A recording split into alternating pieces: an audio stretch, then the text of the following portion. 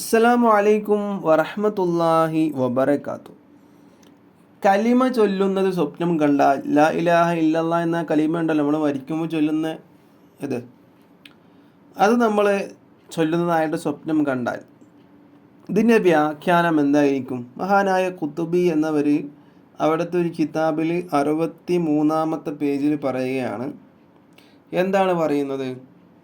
ഉറക്കിൽ ഒരാൾ ലാ ഇലാഹ ഇല്ലല്ലാ എന്ന് ചൊല്ലുന്നത് കണ്ടാൽ, അതായത് കലിമ ചൊല്ലുന്നത് കണ്ടാൽ, സ്വപ്നത്തിൽ കണ്ടാൽ ഷഹാദത്ത് ചൊല്ലി മരിക്കും എന്നാണ്.